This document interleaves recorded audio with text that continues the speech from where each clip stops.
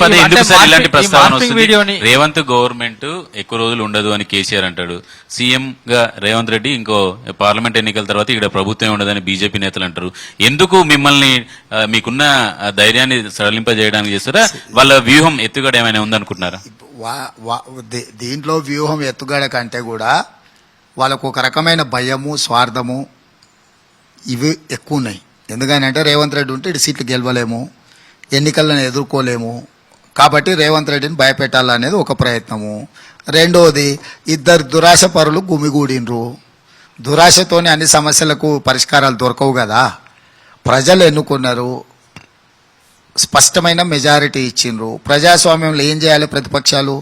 ప్రతిపక్షంలో ఉండి ప్రభుత్వం తీసుకునే నిర్ణయాల మీద సలహాలు ఇవ్వాలి, సూచనలు ఇవ్వాలి, అవసరమైతే నిరసన తెలపాలి, ధర్నాలు చేయాలి, రాస్తా రోకో చేయాలి, ఆమరణ నిరాహార దీక్ష చేయాలి. ప్రజల తరఫున 100 మంది ఎమ్మెల్యేలు ఉన్న మా ప్రభుత్వాన్ని కూల్చడానికి బీజేపీ ప్రయత్నం చేసింది. బొటాబోటీ మెజారిటీతో ఉన్న రేవంత్ ప్రభుత్వాన్ని బీజేపీ కూల్చకుండా ఉంటుందా అని కేసీఆర్ వాళ్ళు కూల్చాలనుకున్నప్పుడు ఈయన పోయి సహకరిస్తేనే కదా. ఈయన సహకరించకుండా వాళ్ళ ఎక్కడికి కొత్తగా సృష్టిస్తారా? లేత్ మిషన్కి ఇచ్చి తయారు చేసుకొని వస్తారా? ఇప్పుడు ఈయన దగ్గర నెంబర్ ఉంది కాబట్టి ఈయన వాళ్ళతో గూడుపుటాన్ని చేస్తుండు కాబట్టే కదా ఇవన్నీ చర్చలు వస్తున్నాయి. ఈయన నిజంగానే నిబద్ధతతోని, చిత్తశుద్ధితోని తెలంగాణలో ప్రజాస్వామ్యం బతుకుండాలి, ప్రతిపక్ష పాత్ర పోషించాలని చంద్రశేఖరరావు గారు ఒకవేళ అనుకుంటే భారతీయ జనతా పార్టీకి అవకాశం ఎక్కడిది? మీరిద్దరు తోడు దొంగలై గూడు పుటాని చేసి కుట్రలు చేసి ఆ కుట్రలతో ఇక్కడ ఉన్న ప్రభుత్వాన్ని కూల్చాలనుకున్నప్పుడే ఇవన్నీ చర్చకు వస్తాయి. సరే, పార్లమెంట్ ఎన్నికలు జరుగుతుంటే ఒకవైపు మీరు బీఆర్ఎస్ బలహీనమైనటువంటి అభ్యర్థిని పెట్టింది బీజేపీని గెలిపించడానికి అంటారు. బీజేపీ ఏమో టీఆర్ఎస్ కాంగ్రెస్ ని గెలిపించే ప్రయత్నం చేస్తుంది, అందుకే బలమైన. అసలు రాజకీయ పార్టీలో బలమైన అభ్యర్థి, బలహీనమైనటువంటి అభ్యర్థి ఇట్లాంటివి ఉంటాయి సార్? డెఫినెట్ గా ఎక్స్పీరియన్స్ కౌంట్స్. ఇప్పుడు జర్నలిస్ట్ ని సీనియర్ జర్నలిస్ట్ అంటారు, లేకపోతే చాలా అనుభవజ్ఞుడు అంటారు. ఎందుకు? ఆ ఫీల్డ్ లో వాళ్ళకున్న ఎక్స్పీరియన్స్ కౌంట్స్. కానీ సీఎం గారు అనుబంధం కోసం ఏంటంటే మీ మీద serious allegation, BJP fire brand ఉన్న ప్రాంతాల్లో ప్రధానంగా సికింద్రాబాద్, కరీంనగర్, మల్కాజ్గిరి, చేవెళ్ల, మెదక్, నిజామాబాద్ లో కాంగ్రెస్ కావాలని డమ్మీ అభ్యర్థులను పెట్టారు అని బీఆర్ఎస్ ఆరోపిస్తుంది. డమ్మీ అభ్యర్థులను పెట్టి బీజేపీ అభ్యర్థులను గెలిపించడానికి అంతర్గతంగా రేవంత్ రెడ్డి కుట్ర చేశారు. నేను అడుగుతున్నాను, ఆల్మోస్ట్ 25 years జర్నలిస్ట్ గా పనిచేస్తున్నావు కదా, 30 years అంటే 25+ కదా. Danam Nagender అనేట non serious candidate, 6 సార్లు ఎమ్మెల్యే అయ్యాడు, మంత్రిగా చేసి non serious. You tell me.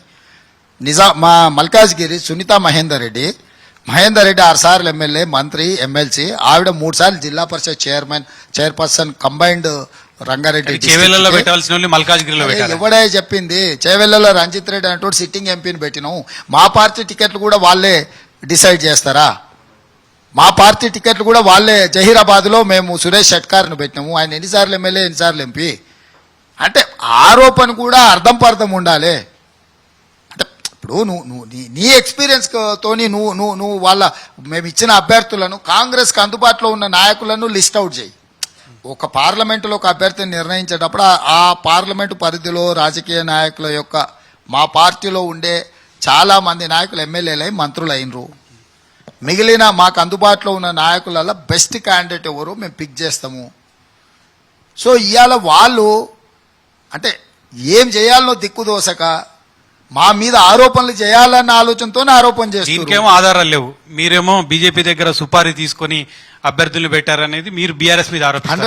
ఆధారాలు ఉన్నాయి 100%. ఎలక్షన్ క్యాంపెయినింగ్ చూడు. పోయినసారి మల్కాజ్గిరిలో నేను కంటెస్ట్ చేసిన 31 మీటింగులు పెట్టిండు కేటీఆర్ నన్ను ఓడించాలని.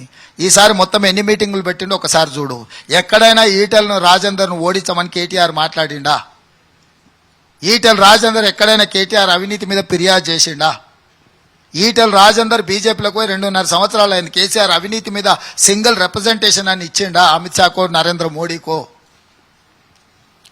ఆయన మంత్రిగా ఉన్నప్పుడు ఆయన భూముల గురించి పుంకలుగా బీఆర్ఎస్ వాళ్ళు అన్నారు. ఆ తర్వాత హుజూరాబాద్ ఎన్నికలు అయిపోయిన తర్వాత ఎన్నికల తర్వాత ఆ టాపిక్ ఎప్పుడైనా మాట్లాడినరా? సో నేను బేస్డ్ ఆన్ ద ఎవిడెన్స్ నేను మాట్లాడుతున్నా, బేస్లెస్గా వాళ్ళు మాట్లాడుతున్నారు. నాకు వాళ్ళకు ఉన్న తేడా ఏందనంటే నేను కొన్ని ఆధారాలు చూపిస్తున్నా. ఇవాళ చేవెళ్ళ తీసుకో, కాసాని జ్ఞానేశ్వర్ గారిని అభ్యర్థిగా పెట్టారు. అక్కడ ఇన్ఛార్జ్ సబితా ఇంద్రారెడ్డి గారు ఎన్ని మండలాలు తిరిగి ఆవిడ జ్ఞానేశ్వర్ను గెలిపించమని ప్రచారం చేసిందో లెక్కది. మల్కాజ్గిరి ఎంతమంది కేటీఆర్ ఎన్ని అసెంబ్లీ నియోజకవర్గాలు తిరిగి సమావేశం పెట్టిండో లెక్కది. జహీరాబాద్ పార్లమెంటులో గాలి అనిల్ కుమార్ని అభ్యర్థిగా పెట్టిండ్రు. ఎన్ని సమావేశాల కేసీఆర్ కేటీఆర్ పోయొచ్చుండో లెక్కది. అంటే నువ్వు ప్రచారమే చేయకుండా ఆ ప్రాంతానికి సంబంధం లేని వాళ్ళని కూడా పెట్టి నేను ఎన్నికలు కొట్లాడుతున్నా, రేవంత్ రెడ్డి అడ్జస్ట్ అయ్యిండు, ఇది దీనికి ఏమైనా అర్థం పర్థం ఉండాలి కదా. ఒకవైపు బిడ్డని జైలుకు పంపించారు, అయినా కానీ బీజేపీకి బీఆర్ఎస్ సపోర్ట్ చేస్తుందంటారా? నేను జైలుకు పంపించినందుకు అంటలేను, బెయిల్ కోసమే 5 సీట్లు అప్పచెప్పిన అని చెప్పిన. నేను నచ్చిన దాంట్లో నువ్వు చూడనట్టు నువ్వు జైలుకు పోయినందుకు కాదు, బెయిల్ రావడం కోసం 5 సీట్లు అప్పచెప్పిన అని చెప్తున్నా. బిడ్డ బెయిల్ కోసము బీజేపీకి 5 పార్లమెంటు సీట్లు గెలిపిస్తా అని కేసీఆర్ గారు ఒప్పందం చేసుకున్నారు. దాంట్లో భాగంగానే ఈరోజు కేసీఆర్, కేటీఆర్, హరీష్ వాళ్ళ పర్యటనలను నియంత్రించుకున్నారు. వాళ్ళ ప్రాంతాలకు వెళ్ళడం లేదు. హరీష్ ఎన్నిసార్లు జహీరాబాద్లో పర్యటన చేస్తుండో చెప్పు, మెదక్ ఇడిచిపెట్టి. కేటీఆర్ ఎన్నిసార్లు మేడ్చల్ మల్కాజ్గిరిలో పర్యటన చేస్తుండో లెక్కదియ్యి. సబితా ఇంద్రారెడ్డి గారు ఎన్నిసార్లు చేవెళ్ల పార్లమెంట్లో వారు పర్యటన చేస్తురో లెక్కదియ్యి. మరి మీరు బెయిల్ రానిస్తారా? మా చేతులు ఎందుకు ఉంటుంది? 5 గెలిపిస్తారా, ఓడిస్తారా? 14 ఓడించాలా అనేదే లెక్క చంద్రశేఖర్. ఒకవేళ మీకు నచ్చినా నచ్చకపోయినా, వాళ్ళకు నచ్చినా నచ్చకపోయినా 14 సీట్లు గెలవడమే మా టార్గెట్. రాహుల్ గాంధీ గారిని ప్రధానమంత్రిగా చూడడమే మా